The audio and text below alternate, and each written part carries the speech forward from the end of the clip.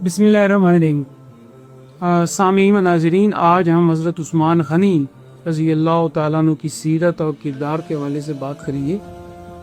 آپ خلیفہ راشد ہیں اور ذو النورین ہیں۔ محبوب کریم صلی اللہ علیہ وآلہ وسلم کی دو بیٹیاں حضرت رقیہ اور ام کلثوم یہ کے بعد دیگرے آپ کی ازواج تھیں۔ اسی اعتبار سے آپ کو ذو النورین کہا جاتا ہے۔ آپ رضی اللہ تعالیٰ عنہ ابتدائی لوگوں میں سے ہیں جو مسلمان ہوئے۔ بعض نے آپ کا 5واں نمبر لکھا ہے اور بعض نے 6واں نمبر لکھا ہے۔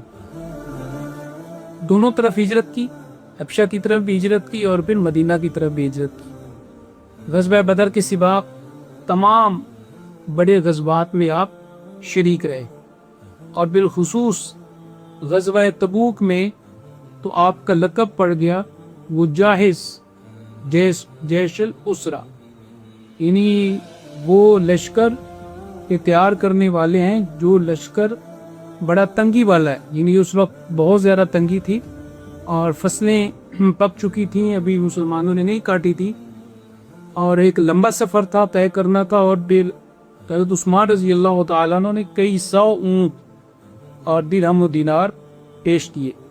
جب مدینہ تشریف لائے تو سخاوت کا یہ عالم تھا کہ ایک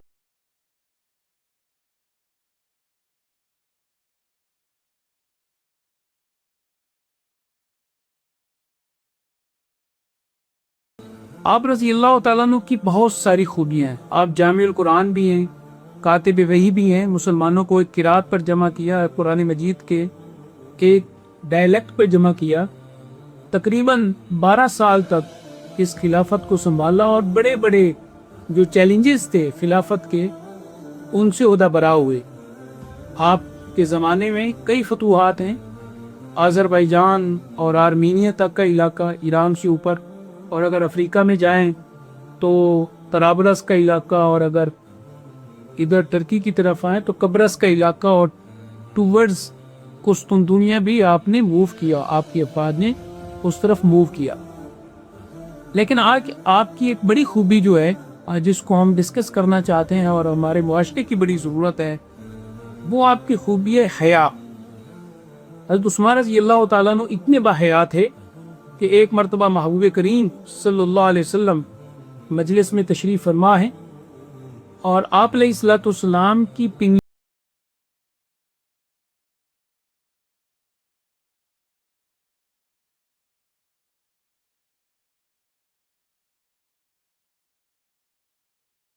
فرماتے ہیں میں اس شخص سے کیوں حیا نہ کروں جس سے فرشتے بھی حیا کرتے۔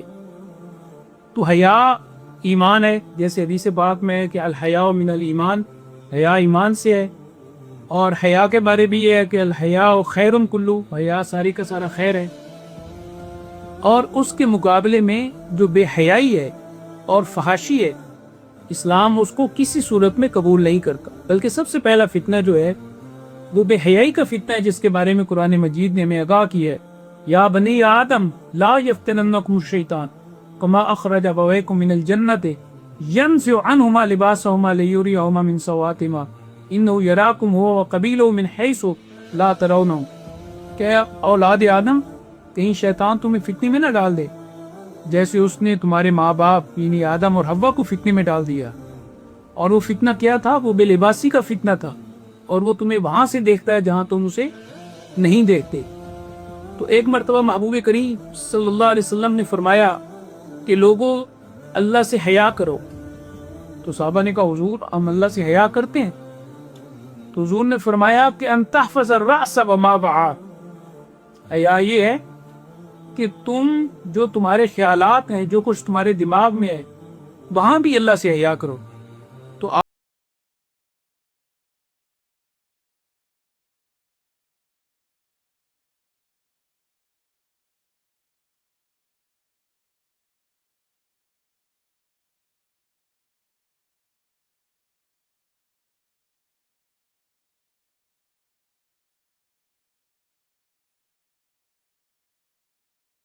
حضرت عثمان جب شہید ہو رہے تھے تو آپ نے ایک بات ارشاد فرمائی تھی، لوگوں مجھے شہید نہ کرو، اگر مجھے شہید کرو گے تو کہیں ایسا نہ ہو کہ کہیں تم بعد میں نہ جہاد مل کر سکو اور نہ ہی نماز مل کر پڑھ سکو۔ اور قابل افسوس بات یہ ہے کہ حضرت عثمان رضی اللہ عنہ کی شہادت کے بعد پھر حالات ایسے ہی ہوئے، مسلمانوں کے درمیان جنگ جمل، جنگ صفین اور کربلا کے واقعات، اور اس کے بعد امت میں فرقہ واریت اور تقسیم، اور آج تک ہم اس تقسیم کو بھگت رہے ہیں۔ آج پھر ضرورت ہے کہ ہم حضرت عثمان رضی اللہ تعالیٰ عنہ کی سیرت میں جو سخاوت ہے، علم ہے اور حیا کی صفت ہے، اس کو ہم اختیار کریں۔ کوئی نہیں عثمان غنی ورگا جڑا نام حیا دا پیکر ہے، جہدے حصے وچ تو نور آئے، وہ آپ عطا دا پیکر ہے، جتوں عاجزی عجز دا ول سکھیا ہے، رب دی منشا دا پیکر ہے، ان دے ہر ایک فیض دو جن واراں جڑا خضر وفا دا پیکر ہے۔ وآخر دعوانا ان الحمدللہ رب العالمین۔